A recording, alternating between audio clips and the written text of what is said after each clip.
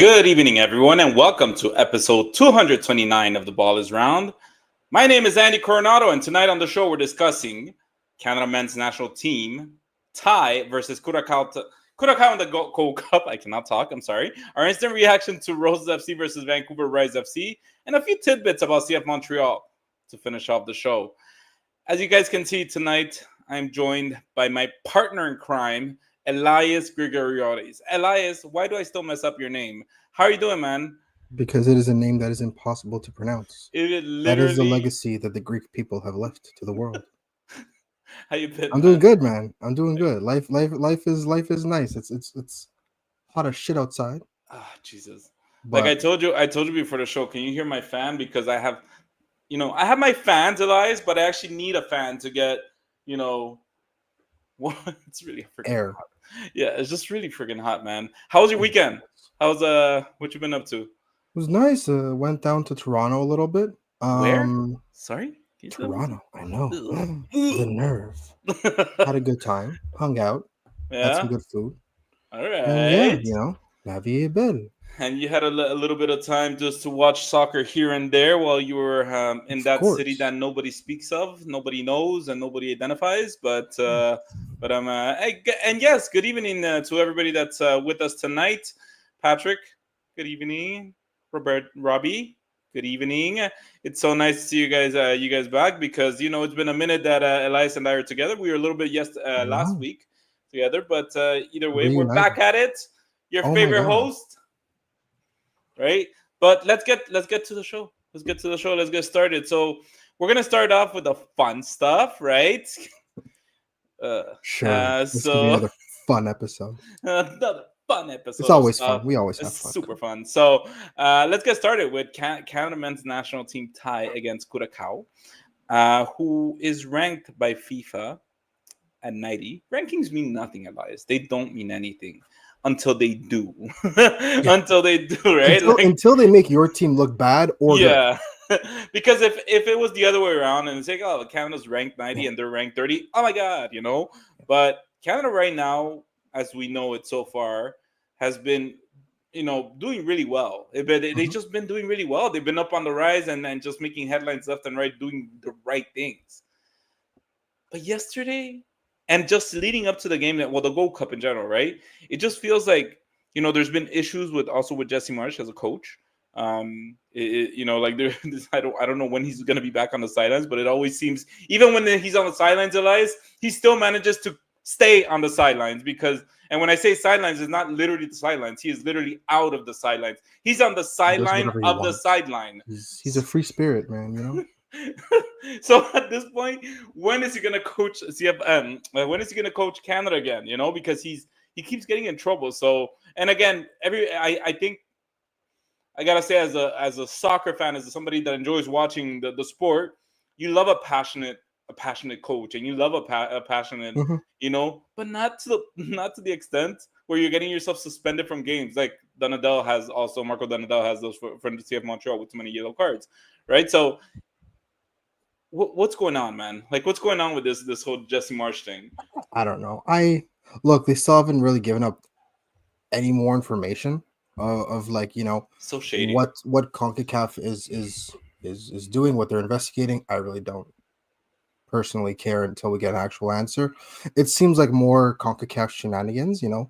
Anyone who spent 5 minutes following CONCACAF and their competitions knows that there's shenanigans every single minute of every single day. So, look, maybe this is revenge for him saying CONCACAF poisoned MLS teams the last 2 years. Who knows? But either way, I think honestly that I love me a passionate coach. I love a coach that is I don't love those coaches that are just like steely-eyed demeanor all the time. Nothing affects me except cold hard results. No, you're not a robot. You're still a human, and Donadel has shown it. Jesse Marsh has shown it. Lots of great coaches have shown it, and it's a great way to get the fans on your side. Yeah, I agree with you. You don't want to just see the players celebrate when something good happens. You want the coach to also, get into it. You want to see the coach jumping up and down. You want to see the coach acting like a kid watching soccer. The Diego Simano, Jordan we Club. are getting CONCACAF as usual. Exactly. CONCACAF now has yeah, as usual, right? This is nothing new. Anyone that's followed Canada for 15 minutes, let alone 15 years, can see this is par for the course. And look, it is what it is. They still have a tournament to win, or at least compete in, and anything else is just distractions. That But it's got to be spoken about, right? So that's all I want to talk about, because it is their head coach. It's not We're not talking about the water boy, water girl, or whatever. We're talking about the actual coach causing a little bit of issues. But it is what it is. He'll be back on the sidelines. Hopefully, get this team together, because as of last night, I think Canada made us have more questions than answers with the performance they absolutely. had. Is this the biggest Gold Cup upset this year? So far, yes. As Patrick commented, Haiti and the US are currently tied at 1, but it's the 30th minute. So again, there's still an hour to play. I don't think it'll stay 1-1 or stay drawn, because let's face it, the US is again a team that shouldn't lose to Haiti, just like Canada's a team that shouldn't lose to Curacao. So whatever happens, there will be interesting. But yes, so far this is absolutely the biggest upset. But you can't have like two sides of Canada. You need to have one Canada, one that shows up Oh. every. Welcome to Canadian soccer, man. At least men's Canadian soccer. I don't Exactly. know It's what to like, tell you. You have all the promise in the world, and then you get brutally reminded that this is the Canadian men's national team. it's not Uh, okay. no, but it is very humbling. It is an extremely humbling enterprise following this team. And yeah, again, this is really just the case of Canada kind of playing down to teams' levels, right? It's something they've been doing since before they were a good team, where they would still consistently play down to teams' levels and would fail to play up to teams' levels. Now that they actually play up to teams' levels, it's nice to see, when the US and Mexico and others are there, and they could stay above the shenanigans and the CONCACAFing. Yeah, it's nice to see. But again, the Canada still does not have the maturity or the culture around themselves to rise above the shenanigans, right? We saw it in the Copa America, you saw it in the Nations League, you saw it in the Gold Cup, you saw it in World Cup You've seen it ever since Canada firmly established themselves as a significant threat in North America in CONCACAF. The shenanigans have only increased, because that's what happens when you play teams like the US and Mexico and now Canada. You have to get them off their game. And Canada is not if at least the men's side is not a footballing program that is used to being at the top of their federation. Let's face it, right? With the state of the current US national team, with the state of Mexico, Canada, at least on paper, is the strongest squad. Yeah. But And I think, yeah. Sorry. when you're still not used to it, when you haven't come up through the ranks as the strongest squad consistently, it's not something that you can just kind of switch on. So this is the reason behind, well, this is what I think is the biggest reason behind what Robbie said, right? It's a hot and cold team. Yeah, that's because this team is still not, they're aware of it, but they're not used to the fact, they're not used to being top dogs in a national team perspective. Some of these guys are used to playing, if you've played at Bayern, if you played at Porto, if you played, even big MLS clubs, you're aware in a national, in a club perspective. But when you put on the Canadian jersey, you're not used to being the targeted team. You're used to being the team that sometimes tries to punch above their weight. So this is now the bit of mental adaptation that they still need to do before the World Cup, because again, against Curacao, they got CONCACAF.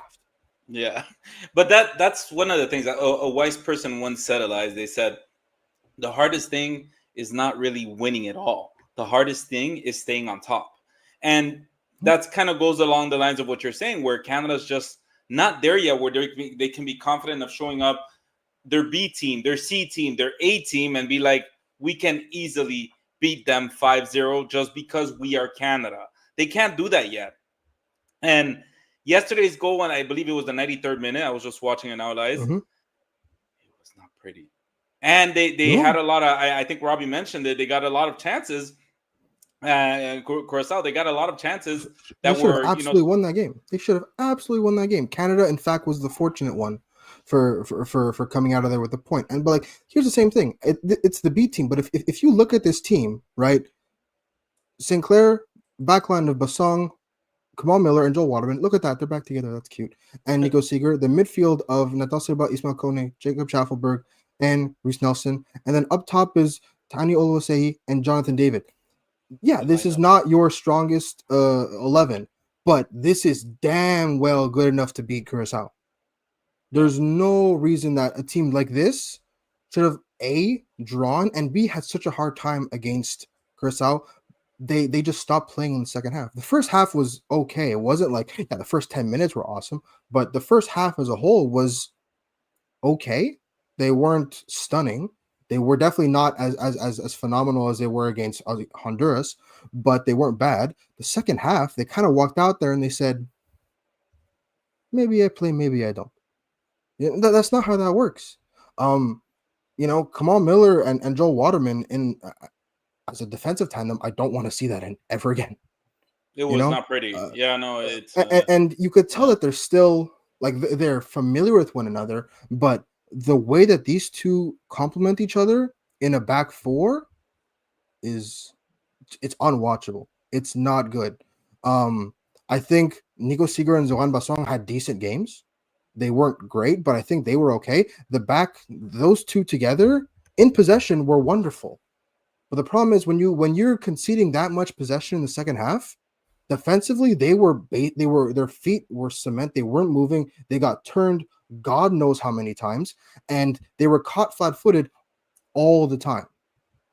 Right? Luc de Fougerolles and Joel Waterman in the first game against Honduras were excellent. I loved every single bit of that duel because of how well they complemented each other. On the other hand, Kamal Miller and Joel Waterman, which on paper should be nice because they're great on the ball and they have a lot of experience together. They know each other like the back of they're two peas in a pod in terms of just familiarity.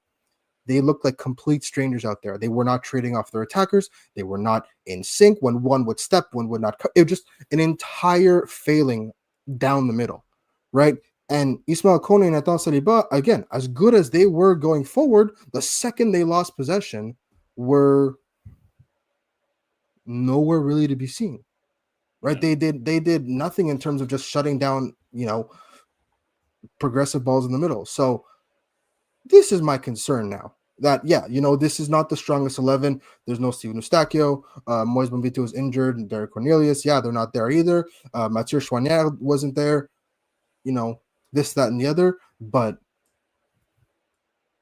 all these players, except for Kamal Miller, featured against Honduras and played them off the pitch. So there should be no difference.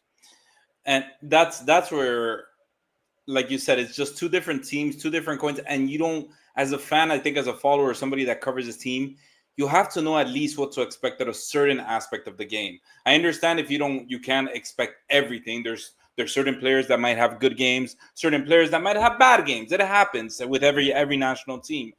But you can't have a whole squad, a whole team show up different within days of each other. So what I want to know from you guys has been, I think, 2 games so far of the Gold Cup for Canada. What has been your biggest disappointment so far of the competition for Canada?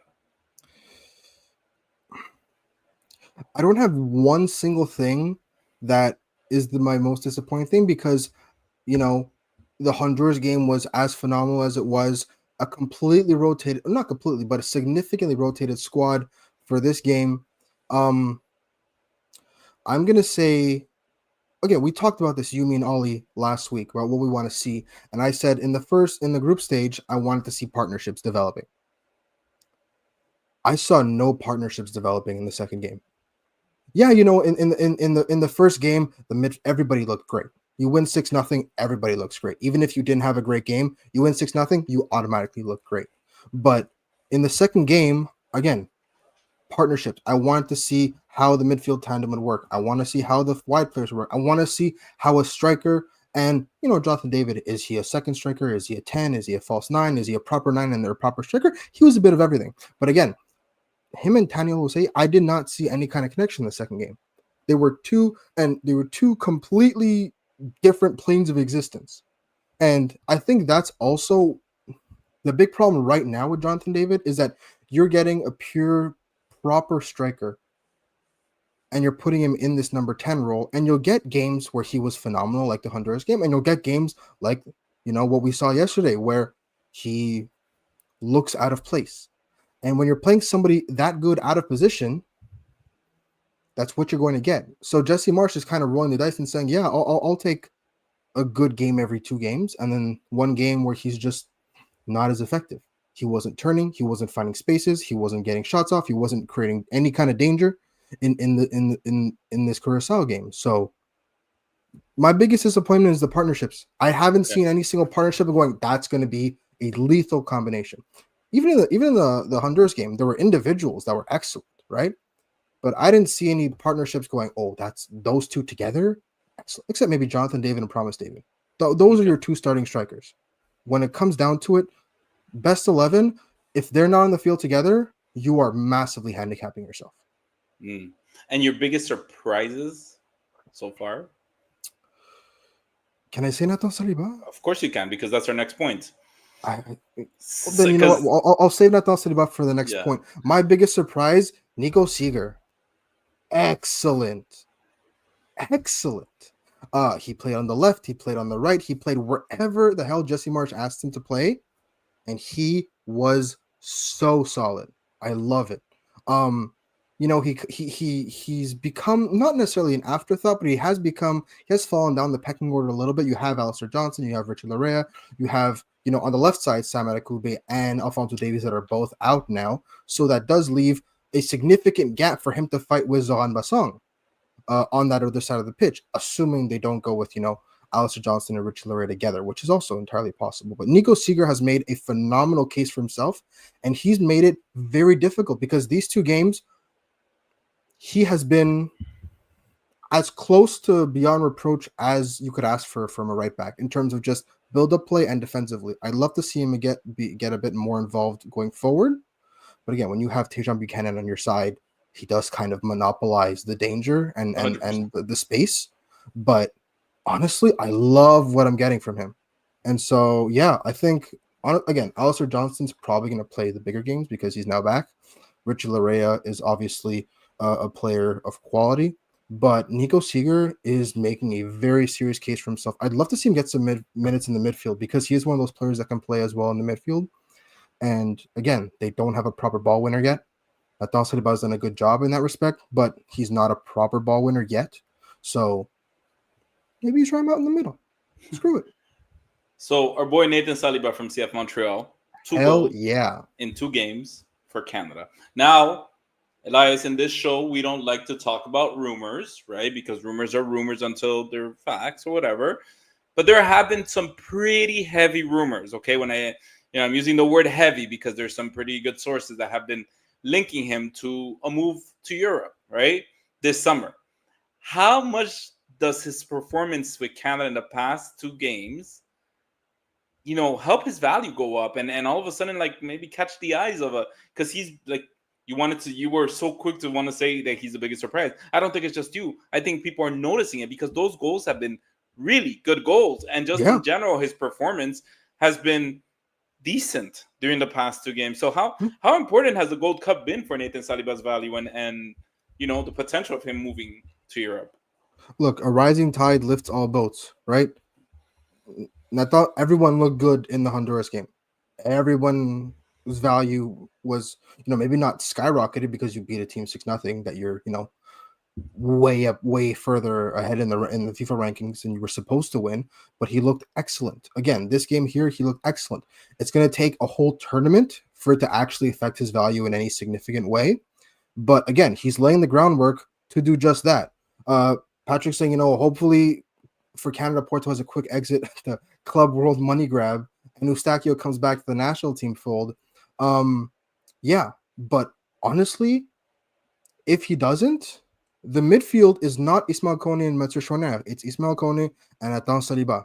Because what Nathan Saliba showed before in those friendlies during the camp, when he was partnered with Steven Eustáquio, and what he showed in these last 2 games is again, he is not the heir to Mathieu Chouinard in the CF Montreal sense. He's the heir to Samuel Piette. He is a modern version of Samuel Piette where he does the defensive work. Again, Eustáquio, if Porto gets eliminated, I mean, they probably won't. They just picked up a huge result against, who was it? Oh, no, they lost to Miami, right? I don't know. We'll see. We'll see what happens. It's the Club World Cup again. It's all sorts of shenanigans. But let's talk about that. No, let's not. All right. But if Eustáquio comes back, I do think that Eustáquio and Kone are just going to, Jesse Marsh is going to kind of stick with what he wants. But Nathan Saliba has made an excellent case for himself because right now he can do what virtually no other midfielder on the team can or is willing to do, which is that defensive work. And so I hope CF Montreal see this. And if he's not gone in the summer, you have to partner him with a player like Kone or Eustáquio. You got to go out there and buy one because you don't have one on the team right now, and at least not at an elite MLS caliber. You have to go out and partner him with one if you really want something successful on your hands. But yeah, Nathan Saliba has done himself a massive favor because if he really is on his way out, CF Montreal watching this and going, all those offers we got, table them because those offers are about to come back with more money, right? So any offers they got right now, that's again, these rumors, I don't know if they're accepted or not.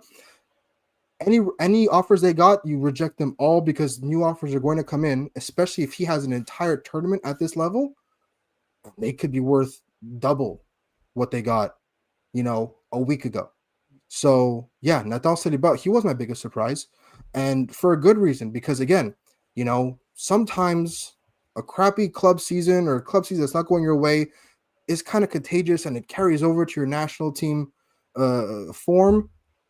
Did not. It was a clean slate for him and he embraced it. And I love that he did because, again, this was the Nathan Saliba of last year with the progression that we were expecting. With the progression, we go, okay, we want a Nathan Saliba from last year that has taken steps forward. These are the steps that we've seen him take forward, where he wins the ball high up, he gets the ball forward, he scores goals, he's getting into danger spots, and he's shooting. These are all good things that, hopefully we see with CF Montreal, but we're definitely seeing with the national team. And he's giving Jesse Marsh a very difficult decision if they stick in the 4-4-2. Exactly. And I do think that these past two games have been probably what Nathan Saliba needed to nail the hammer to the head, in the sense that he was already little by little kind of impressing with his development of his game in the past season, even though it was a terrible season for CF Montreal.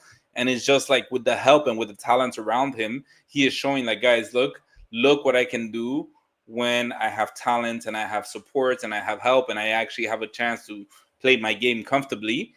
I can actually make something. So this competition, I don't know how long it's going to go for Canada. I really hope they go all the way to the final.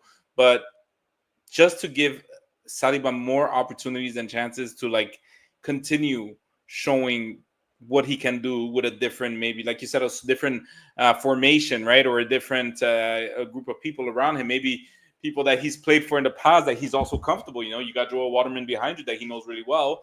But I think this competition is going to be very important. And just to finish on this topic, Elias, is Canada the real deal this year for you? Again, two very, very hot and cold games that we've just seen their past two games. So are they the real deal this season?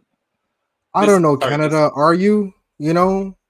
I'd love to get a definitive answer from them because every single time it looks like they're about to give us an answer, they go, actually, maybe not. Every time they give us a 6-0 and they go, here's we are Canada and we are for real. And they go, actually, maybe we're not. We'll keep you guessing until the important games.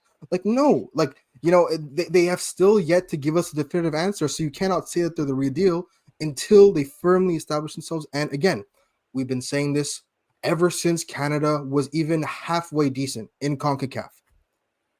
Until you win silverware, I cannot consider you to be the real deal. You win the Gold Cup, I will christen you the real deal right now, immediately. But I can't do that until you win something. Right? Mexico and the US are the only two quote-unquote real deals in CONCACAF that have won something recently of substance. I don't consider winning the Canadian Shield silverware, right? You won a bunch of friendlies. Good job. right? You win the gold. You win this Gold Cup. You are absolutely confirmed, established top dogs in CONCACAF. You've been the best team in CONCACAF for like a year and a half now. Congratulations. But you haven't done anything with it. So until you do that, then you get that title. But until then, you are just the most promising team. Congratulations. Yeah. And I think Canada needs to do more this competition so that, Elias, when I ask you this question again in a week or two, is Canada the real deal? You can just tell me a solid yes, just yes. Yes, they are. Yes. But if you're there like, what? I don't know, man. Like, I don't know. What do you I don't know who they are today. I don't know who they are tomorrow or who they were yesterday. That's not okay. Like, Canada needs to be the real deal. And like you said, they've been playing at such a top level that they need to kind of continue, like, enchaîner, like performances need to be continuous, right? So that was our little take on the Canada men's national team in their run for the Gold Cup, guys. Last game of the group stage is on Tuesday against El Salvador. I think all they need is a draw, and they've got it because of the first tiebreaker's goal differential, and they're at +6, and nobody else. And second place is Curacao, that's at 0, like even. So I think all they need is a draw. Because even if Curacao wins, unless they win by 6 goals, they should go through. So, yeah, again, Robbie said it right. They better win. You're damn right. They better win.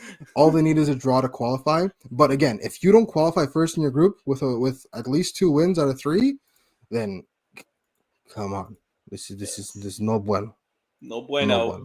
Exactly. And they're actually going against the CF Montreal player in El Salvador, right? Or is it Guatemala? Am I getting it wrong? It's Guatemala. Well, here's Escobar is in Guatemala. Yeah. I got it wrong. I always confuse those two. I'm sorry. Anyways, guys, quick reminder to click on the subscribe button on whichever platform you're listening to us from. If you like what you hear, make sure to follow us on all social media platforms for daily updates on everything CF Montreal. You can follow Elias on X, Blue Sky, any social media. You can also follow me, Andy's Take 88, on X, on all platforms, for everything CF Montreal, Roses FC, and Canada Soccer. While you're at it, make sure to also follow, our Patreon page, because one follow or subscription to our Patreon page helps out the show a lot. Elias, it's hot and I'm tired and I'm losing my words. Let's move on to Roses FC. Let's. So, Roses FC game tie versus Vancouver Rise. I believe this is the 3rd time they're playing them this season. Look, when I was watching the game, Elias, it was rough, man, because it's like the same thing that we've seen all season long, where, Abdul could make an impressive shot that could be a really, really good goal, but it won't always happen. But what happens is that they have like really creative moments offensively where they can really do a lot, and they don't necessarily finish on those chances. But then they get very vulnerable on the defense or on the high press when they're trying to do the build-up. And the same thing happened today with Vancouver, where they were very vulnerable. And honestly, Elias, I can tell you with all honesty is that they were lucky that Vancouver did not score 2 or 3 goals, because Vancouver simply didn't capitalize on their opportunities. Rose FC gave them chances. They made some, errant passes on midfield or defenders, and it's just, there needs to be some kind of improvement, I think, progression from the defensive aspect of this team in order for them to actually stand a chance. Because as you mentioned before the show, Elias, today felt like a tie that was a loss, but not just a loss on the field. But you did mention to me that they actually lost their top spot in the table by a tie to Toronto.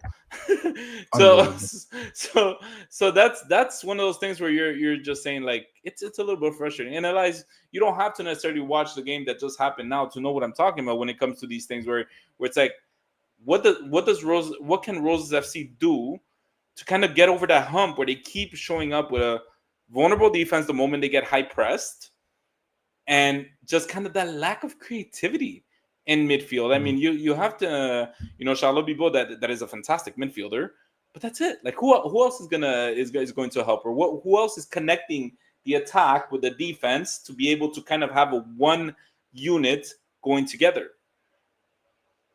I mean, that's yeah. Sorry. I mean, look, at what point? Because again, let's take a look at the lineup. Right, this is again no changes. Right, you've got Anna Karpenko in nets, the back line of Jody Smith, Stephanie Hill, Lucy Capadonna, and Haley Whitaker. Stephanie Hill has firmly established herself as, the center back next to Capadonna. That is, I think, it's been like, 4 games in a row now where she started. She got 2 goals in those games. That's kind of locked in. Your attacking 4 is Megan Sauvé, Boychuk and Abdul up top, Paquet on the right, and then in the middle is Charlotte Bibo and Elias. That has been the lineup since day one, right? Barring maybe 1 or 2 changes here or there, once in a blue moon. Since day one, that has been Robert Rosatoyu's starting lineup. That has been his go-to. Do you think now that, because you could argue, yeah, we had some less good games. We're still in first place. We're still, the best team in the league. We're still this, we're still that. You've officially lost first place now. You are not in first place. You're not winning the league. You're not this. Do you think that now, he may be forced into experimenting with the lineup, experimenting with his tactics, and changing something? Because you can no longer claim that, if it ain't broke, don't fix it. You've lost the league now. Yeah. So and something has to change. Exactly. And also it just starts also from the goalie, right? Karpenko doesn't convince me. We've spoken about it in this show how much she doesn't seem so sure with the ball on her feet. She seems a little bit sometimes eccentric in front of goal where you're not sure what you're going to get. And some of the goals that they've scored on Roses FC has been her fault for being either badly placed or maybe an errant pass.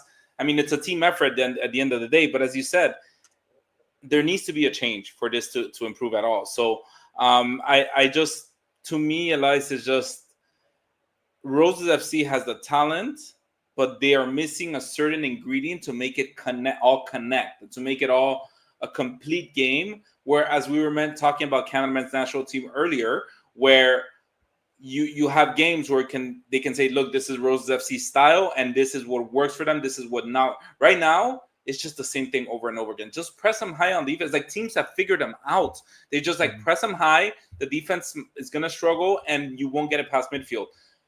You know that the moment Abdu gets the ball, the moment Boychuk gets the ball, they can do something with it. They can actually get shots. They can make scores. But you actually have to give them the opportunities. And it's just, that's what was missing against Vancouver. And it's becoming easier and easier to kind of just shut the lanes for Roses FC.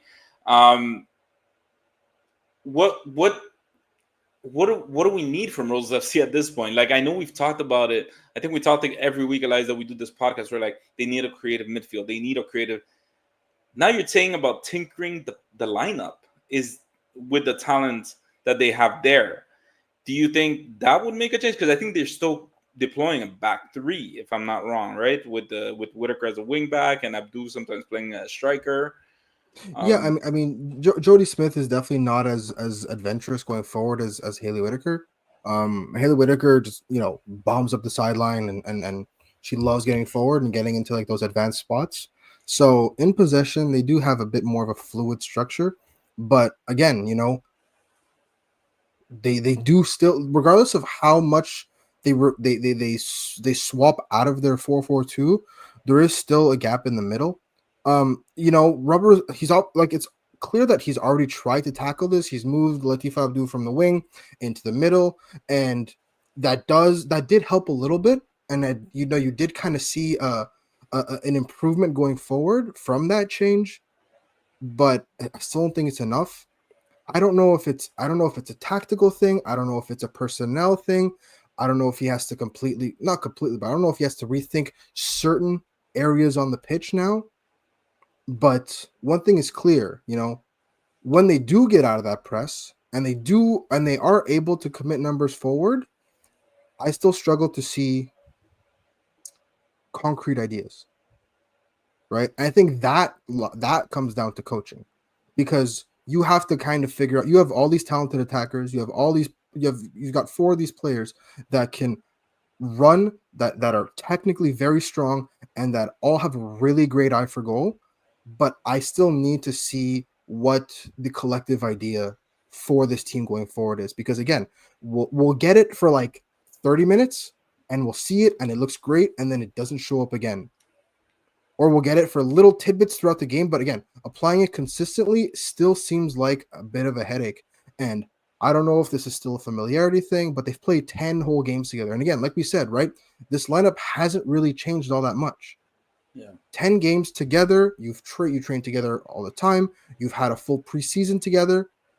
This is not, this is, you can't really make the claim of a lack of familiarity now. They're all comfortable with one another, or they should be.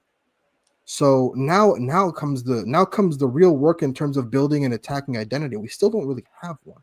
Yeah, they love finding these one-on-one, these isolated plays where you can have your talented forwards kind of take people on one-on-one, but that's not an identity. That's just something you work towards. Yeah, there's no collective idea that is immediately noticeable when you see, that is Rose's attacking football. That doesn't stick out to me. Yeah, and you talked about it, because I don't know if Megan Sauvé nor Noémie Paquin have done enough for me this season to convince me that they merit being started. I don't, honestly, I haven't even looked at the stat sheet, but have they scored any goals this season? Megan Sauvé, they do, unless I completely missed it, but I just don't. In any case, if they have maybe once or twice there, I don't know if throughout the game I see them do enough actions. Even when they were playing here in Montreal, I saw them play like do enough playmaking ability. Say like, and as you mentioned, one of the players in the left back. I'm sorry, I forgot her name right now. Jody Smith. Jody Smith. I don't see that chemistry with Paquin, or I don't see her with that chemistry, because sometimes Paquin changes with Sauvé. Why am I blanking on the names? Jesus, Elias. Because it's hot. It's hot. Like 40 degrees with the humidity. Brains are melting. I'm seriously like blanking out on the name. This is embarrassing. Shit together, Andy. But anyway, so it's just there's that lack of chemistry between that, and it's just, you want to see more of an understanding. I don't know, Elias, if the change that maybe the center backs need of Roses FC is maybe more support, maybe more true defensive midfielders to come down and really be that fifth, like what we see in CF Montreal when Samuel Piet used to come down really low to the center back's position, to help out that high press. Because right now they are getting stuck in an island with whatever the team is pressing on, and getting caught up. And again, I don't like the goalies play when they're with the ball in their feet. It's not something I particularly enjoy seeing. So something's got to change. Hopefully they figure it out quickly rather than too slow, because the season is quickly going to pass by. I think it's already passing by really quick. And teams are catching on. Teams are catching on as to what they can do to simply shut this team out. And it's gonna, hopefully something changes. But beyond that, sorry, go ahead. Well, I mean, if it comes to that, I wouldn't hate having having three in the midfield. Then, if you really need if you absolutely need a pivot, you can get a proper pivot, and that'll maybe let you put Charlotte Bibo higher up the field. But again, if Robert Rosatu doesn't feel like he's putting his best 11 out there, then he's not going to compromise just for the sake of structure. Of better structure, he's not going to compromise having players he doesn't want out there. But at some point, if you become too easy to plan against, you do need to throw some kind of haymaker. You do need to throw a change up. And if that's a change in tactics, a change in formation, a change in just overall responsibility for certain players, so be it. But again, you're unbeaten in your last 4 games, and yet you've fallen in the standings. So draws are not going to win you a league title. Wins are. And you have to keep winning games if you want to be competitive. Absolutely. And it's also it also has to do with like individual performances that everybody has to kind of step up, right? Because it's we're talking about a very team approach and what's going on with the team. But right now we're seeing, I think individually too, a lot of players that are kind of not playing up to their potential, and it's affecting the performance overall. Let's hope that we see little bit of change in the upcoming weeks because I think it's going to be necessary. Elias, let's go ahead and tackle the last topic of the day. CF Montreal. That just a little bit of tidbits. We don't have any games to analyze. A week off, but they've been busy. They've been busy. Things have been happening. Okay, so we gave a shout out to Pat Valle last week. And we knew that there was gonna and I didn't get much to say, but yes, we are very thankful for everything Pat Valle has done for this podcast and for us personally on our ends, what he has done. But CF Montreal this week announced the restructuring of their communications team, bringing Alexander Baneton from BPM Sport as Vice President and Chief Communication and Branding Officer. Very important, branding officer. Okay, we all know about branding here at CF Montreal, as well as former Montreal Impact defender Hassoun Camara as the Director of Strategic Communication. These are big titles. What improvements would you like to see, Elias, for the fans and the media from CF Montreal? You don't have to give me a 3-paragraph thing. We work in the media. We do we cover this team. We have our own version of what the communications team does with us. But there's also the everyday Joe, right? The everyday Joe that sees what kind of expectations would you have? If I'm a fan, I want access, right? At the end of the day. I follow this team for a reason. It's because I like them. I feel connected to them. Because if I'm a fan, there's a bunch of different reasons why I follow this team.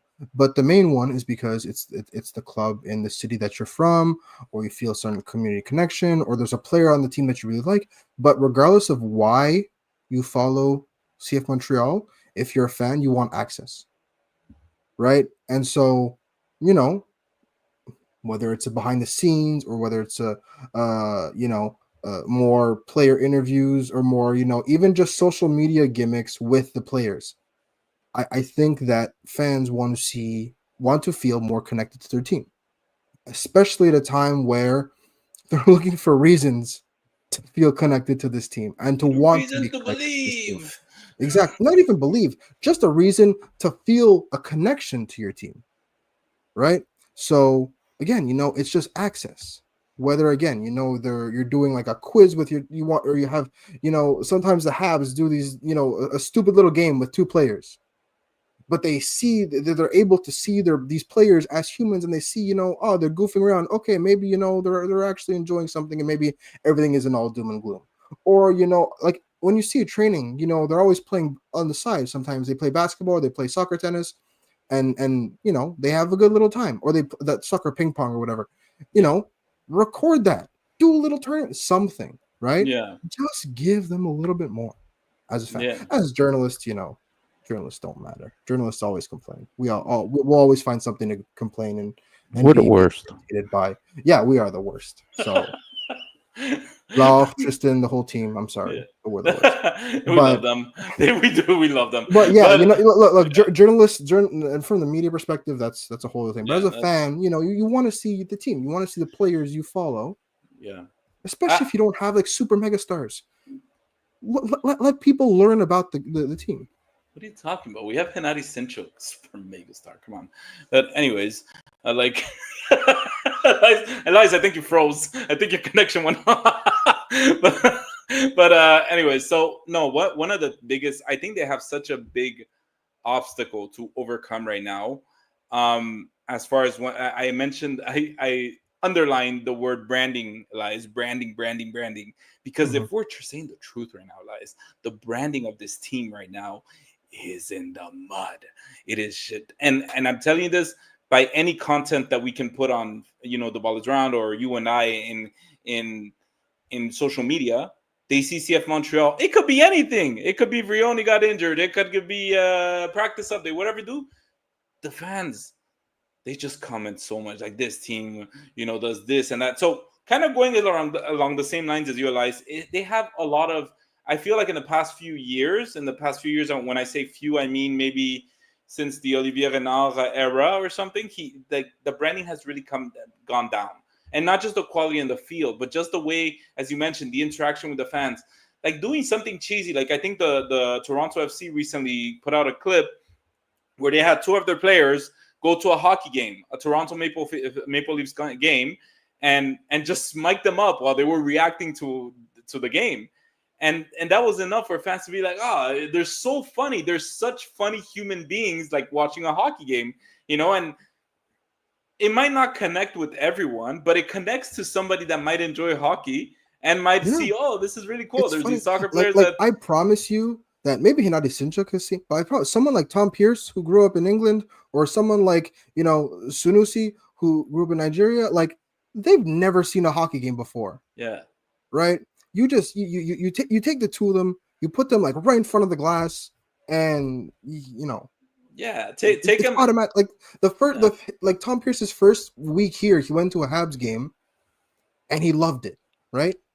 Why are we not seeing Tom Pierce reacting to his first hockey game? Yeah, it's so stuff like that. I don't know. People want access, even if it's outside football. People want to see their players that they support doing stuff. Yeah, and things like taking them out. Why don't you film them going around town trying out poutine for the first time? Like try to get them related to the everyday Montrealer that I think the other day on social media came out a picture of Petrasso with Breza taking the metro. Like that was really cool because it was after when he took the metro, and apparently he does it frequently, which is really really cool. But the point being is they have a big mandate right now to kind of gain back the let's relate to them, and I don't think anybody better than Hassoun Kamara that actually knows the club, has been been a player, understands the city of Montreal, understand the people of Montreal, to work on that, right? As well as Monsieur Paneton that has done wonders with BPM Sport. Let's move on to the next point. As we mentioned, we don't like talking about rumors, so we waited for this one to be official, regardless of Instagram post or anything of that sort. But CF Montreal has announced yesterday, that midfielder Dominik Yankov has been transferred to Croatian First Division club. I'm not going to say the name. Nogometni Klub Reshkia. Not bad. You tried. Yeah. I can't say names today, but I read that. So Montreal will retain a percentage of Yankov's next transfer. What are your thoughts on Yankov's time at CF Montreal? I don't know the exact amount of games he's played here. I didn't look at that stat. But what are your thoughts? It's probably a depressing stat anyway. But look, it's a tale as old as time, right? It's a player with a decent level of quality that cannot adapt to MLS, be it the workload, be it the travel, be it the role that he was in. He doesn't. He played. Oh, you're looking at it? I was looking at it. Well, they're not telling me, so they're being annoying. Okay. But yeah, it's just one of those cases, right, where he just did not adapt to MLS well, and he was very upfront about it, right? He did not get a preseason when he first started here. When he was with Grigoriadis, and the news got out that he was on his way out, he was, put aside in training. He didn't really train with the team. He didn't play, so he arrived not in the best form. He got hurt very quickly after, again, a fairly decent start to his time here, and getting hurt unlocks an entirely different,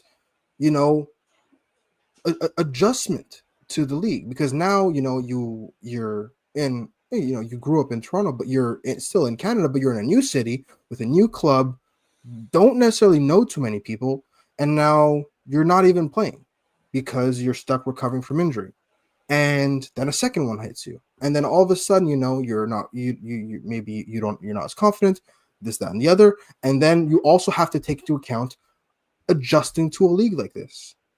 It's happened a million times. It'll happen a million times again. Not Montreal, any team in the league. You sign a player that is decent and promising and of a certain quality. They don't adjust to the league, and they never really get their feet. They never really get their feet under them. They don't get anything going, and yeah, Robbie kind of summed it up, right? No tears for that one. I'm never thrilled when a player doesn't work out for CF Montreal. That means that, there was something that did not work, but it's the business. Yeah. It's happened a million times. It'll happen a million times again. And that is the wheel that, of MLS. And I think this sporting structure, based on what I'm hearing, Elias, is that they're making for future signings, the new sporting structure is making sure that they do their due diligence when not just stats wise looking at players or how nice they play on the field, but looking more on the outside, like what do they like, what do they not like, what could potentially be, say, a red flag that would not end up fitting with CF Montreal or the city of Montreal's, like, tendency. So it looks like they're really divulging deep into it, into what kind of player they want. No. But I mean, I would like to think that that's not a new policy. That is. you learn as much of a player as It is. possible before you It sign is. them. That therein is kind of a problem. But again, Yeah. learning about a player's habits off the field kind of seems like a no-brainer when you're signing somebody, right? When you're employing somebody, you don't want to just think about, how do you work in the office? No, I kind of want to find out more about you as a human before I entrust you with certain responsibilities. So if that's new, then the I hell mean, you've been doing Elias, since I think then. I think it became too like obvious for them that every time they brought somebody in, the moment they weren't performing, like they learned so much from them that was going on outside the field, that they were like, "Oh snap, we didn't know you didn't like that," or "Oh, okay, well, good to know that you need this adaptation, because it would have been nice to know before we signed you so that we could," which is something they actually spoke a lot about when they signed Hennady Sinchuk, because he doesn't know English or French for that matter really well. So they were very transparent in the press conference where they say, we want to integrate him slowly. And they I didn't love just that. say slowly into the club. They didn't say that. They said slowly into the city. It's slowly into, like, get him used to Canada, get him used to Montreal, like, get him connected with the Ukrainian community here in Montreal to really help him adapt. And I think that's what they're trying to do. Are they going to get it right every time? Probably not. I mean, the players at the end of the day are human beings, and they have their likes and dislikes, and some people just don't like Montreal, and that's okay, or they don't adapt well. We were looking Look, at the we stats talked earlier. about this when Sincha got signed, right? I said I don't care if he doesn't play until May. Yeah, Let him just get settled first.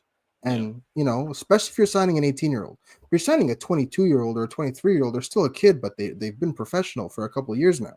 yeah. You can And throw them into the fire and expect them to adjust. But if it's a literal child, take it easy. he's so young. But speaking of stats, he actually played in the past 2 years 27 total games for CF Montreal. He scored 2 goals and had 1 assist last year, nothing this year. Yeah, how many Um, of those when were I starts? when I know he had an injury this year, but when I saw him the past few weeks, training, it didn't seem like it was an injury. It seemed like they were really holding him back pending a transfer, and they didn't want to injure him or anything. But anyways, that's my opinion.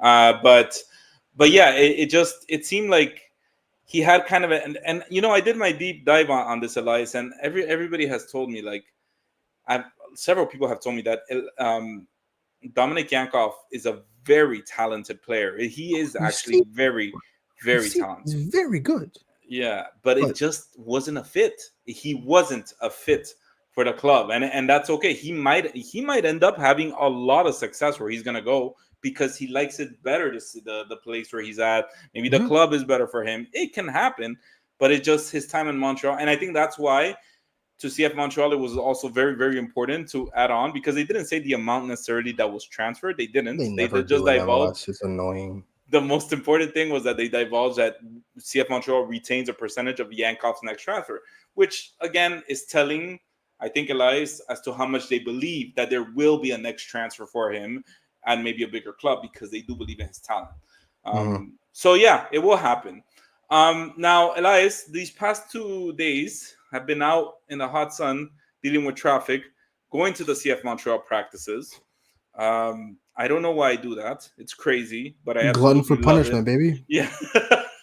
I just Journalist love it burden. so much. It's horrible. And the roads are terrible leading up to Centre Neutrile. The But burden of a journalist. every time I'm like, why do I do this to myself? But it's awesome because we get to see another perspective. Honestly, Elias, in practice, and I know you've been to several practices, even starting from Marie-Victorin earlier this season. You learn a lot. You see a lot. So you talk amongst with other people that cover this team, and they all have their own point of view on things. But more than anything, you see the players in their natural, in their natural field where they are comfortable, because there's their practice field, right?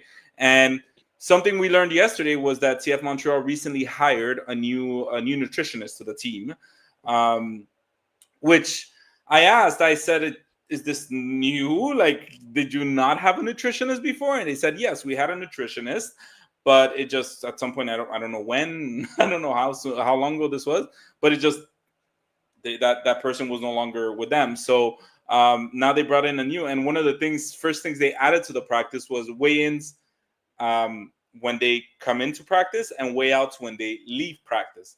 So I found that kind of cool, I guess. A new habit, must be new kind of measurement. And then I kind of asked around. I was like, why do they do this? And I didn't ask anybody in CF Montreal. I just asked around in general, like people that coach sports, and they said one of the things is that they actually weigh the amount of sweat that players have after practice, to see the amount of effort they've put in. And it was a hot day. I'm sure they were fully gained like 20 pounds of sweat in their shirt.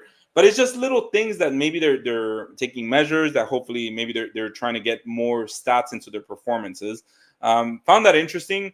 I mean, it's not also just sweat, all right? Because like, if someone's just not a sweaty person, right, or someone doesn't sweat naturally, you still find out if someone sweats more, they need, they have nutrition that they need to now have refurbished, right? Yeah. It's if someone is bone dry after practice, that's probably a red flag.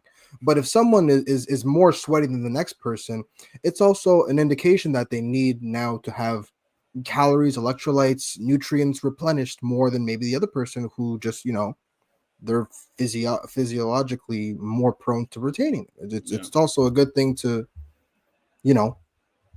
be aware of if you're a nutritionist and you're fueling athletes. Yeah, exactly. And it's just like I said, a little observation of like the whole practice. Elias, I just have quick points to say, because if you guys want to see my full observation of the 2 days, you guys can go to my X page, to our Facebook page. Just look at all that stuff, because I put it all out there. But certain things that stood out to me. We talked about emotional coaches, Elias, with Jesse Marsh. When I see Marco Donadel, we talked about him being suspended for the next game for three yellow cards. When you see him at practice, you kind of understand, because at the game, you kind of see him roaming the sidelines. You kind of see him like, you don't understand why he keeps getting yellows, but because he seems so relaxed. But when you see him in practice, hey, bang, he's on one. He's on one every time. Like and I love it. I've seen him kick balls out of the field, just like, but it's not like aggressive or violent. Like he's just really hands-on, focused, and he's like, guys, listen to me, and he knows how to get their attention. When we saw Laurent Courtois, I don't want to go back to that because we don't have to, and we would spend another 30 minutes comparing.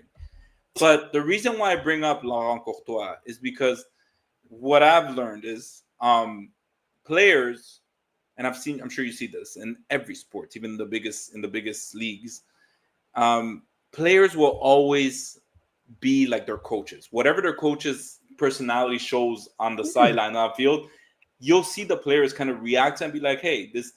And Laurent Courtois was very much an observer. He was quiet. He would lay back. And you would see the players also not like be quiet and kind of do their job and do their thing. While Marco Donadel is a very more rah-rah, like, let's go. Like, you guys aren't shooting the ball. Shoot the fucking ball. Like, he'll kick all that. And it's really fun. But you're also seeing that the players are being more expressive. There's a lot more yelling in the practice field. When I say yelling, I don't mean it in a negative connotation. I mean it like they're communicating, they're talking, and they're instructing to one another. They're letting each other know where they need to be and all that. And one of the players that stood out to me that I think has, we've spoken about in this show, how much George Campbell has flourished this season. Yeah. And I see it in practice, Elias. He is, and I shared this with my colleagues that were there. He's a man amongst boys. He makes this look so easy when he's doing it in practice. But not just that. It also seems like he's gotten out of shell. Like he's very talkative. He's communicating, and when somebody does something wrong, he's not afraid to call them out on it. I saw him kind of bickering back and forth. He's becoming a leader in the group. Absolutely. Exactly. And not just by the words, but also by his talent, by what he's doing on the field. And I saw him at some point bickering with Kenny Clark about something wrong. And again, we're the media, we're watching everything, we're listening to everything, but he is in the moment, and he doesn't care. He's going to tell you you're doing wrong. So again, the point of that incident is to me shows how important, like how Marco Donadel's personality is kind of reflecting off of the players and how they're being more communicative, which is good. I think it's good that the players express themselves, and they, it doesn't have to be always rah, but they're more comfortable talking. There's a fun environment. Another maybe negative thing that came out of it was that Giacomo Vrioni was injured in practice yesterday. Now, I was looking at another direction at the moment it happened. It caught my eye because all of a sudden play obviously stopped. And he was down on the ground, and I just heard him yell, guys. And I saw it's happened in the past that he's gone down, and, it's usually he gets up. And I think at some point, even the coaches got kind of annoyed at him doing that frequently, that they, told him to go to the gym and figure yourself out. But this time he was down, and his colleagues were concerned around him. It was obvious that they were concerned. So you knew that something was not right and that he wasn't being dramatic. And they actually took him off in a cart. And he was obviously in a state of shock, like I think anybody would when they probably feel something that they've never felt before. And today he was in an arm sling. We don't have an update as to the severity of the injury, how long he's going to be out. I think he was in good spirits. I don't know if that says anything. He was in good spirits. He was like kind of, watching practice, like he doesn't want to miss a minute of it, Is it better that he's there instead of the hospital or the doctors? I don't know. I don't know if it means anything that he's there or he. I mean, he probably just wanted to watch practice too, right? Like he's not going to spend if it's an elbow, arm, shoulder injury or whatever, he's not going to spend the entire time at the hospital. He doesn't need to be hospitalized, thank God.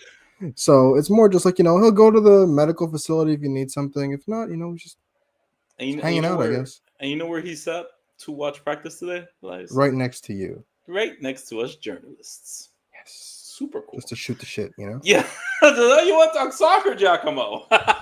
Yeah, no, it was kind of weird. But so that's concerning. Obviously, like if we just talk about the Houston game, it doesn't seem like they would miss Giacomo much because Prince actually has been kind of knocking it off the field. If we talk about just Houston, it looks like they kind of clicked. Don't want to fix something that's not broken because it didn't look broken on that game. But yeah, those are some of the observations, the nutritionist and the lineup seems to be that it's going to be the same against Cincinnati that we saw against Houston with Alex Goboglo on the winger and wing position. Something I did observe, Elias, was that Caden Clark actually at the end of practice I don't know if it was on his own initiative or maybe Alex, I don't know what the conversation was, but he took Alex Goboglo to the side and was doing like individual work, mentoring with him, which was super interesting to see because it's almost like Caden Clark kind of taking that leadership, and he's young too. They're both very, very young, and they're kind of taking that leadership of like, teaching him. So last topic, Jonathan Lewis from that played with Barnsley last year and had his contract ended. I believe it was in the month of April.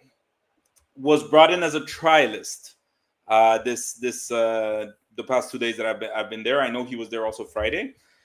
Sorry, he is actually, I observed him closely because obviously new player. He comes in with the profile of a winger / striker.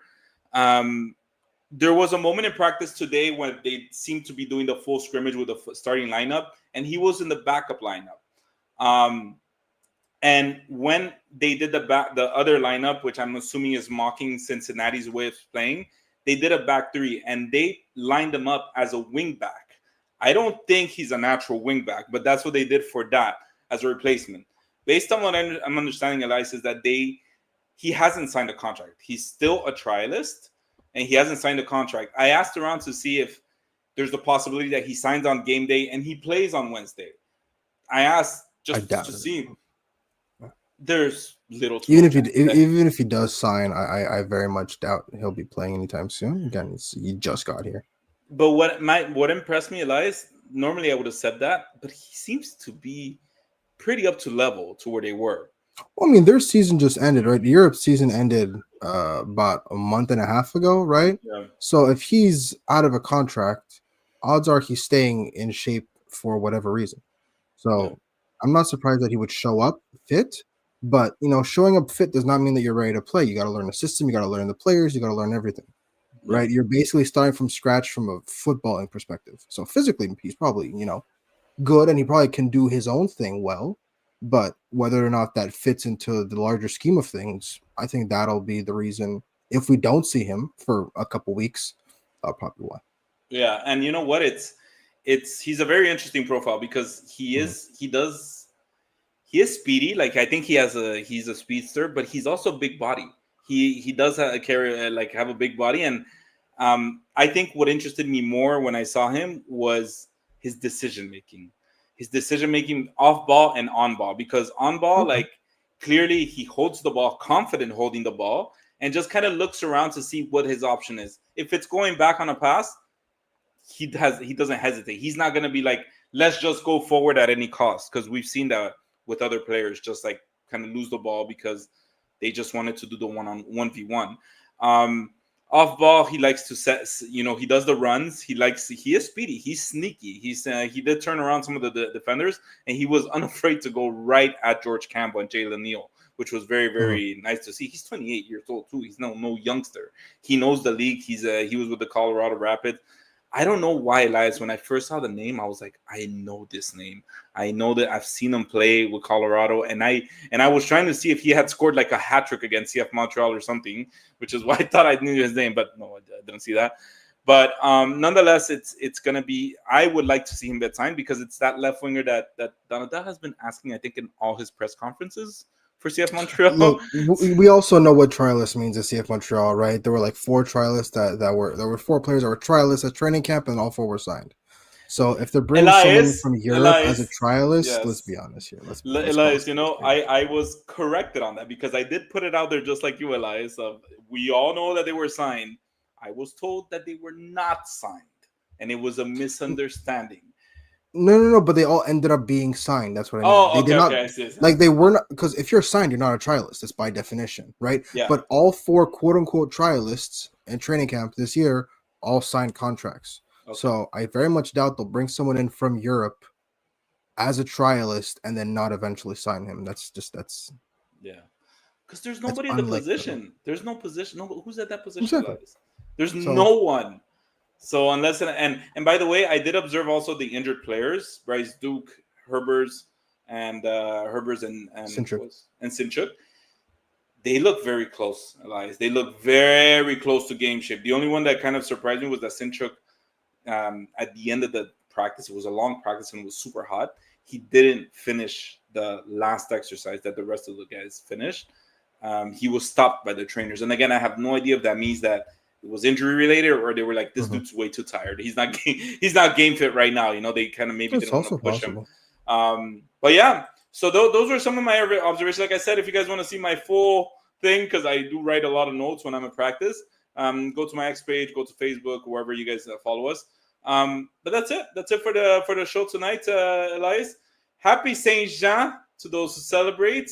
On Tuesday. On Tuesday, yes.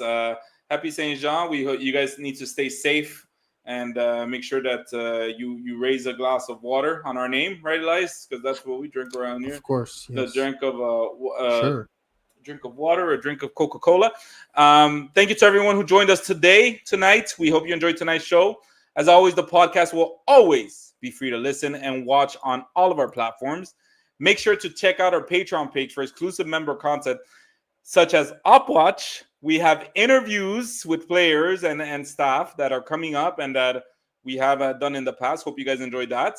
And follow our accounts as well. Follow Elias's account on X, Big Blue Sky, Instagram, and all them. Follow my accounts as well for daily updates on everything.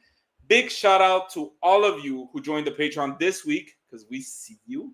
And thank you again to all of you who tuned in tonight. And see you next week for episode 230 of The Ball is Round.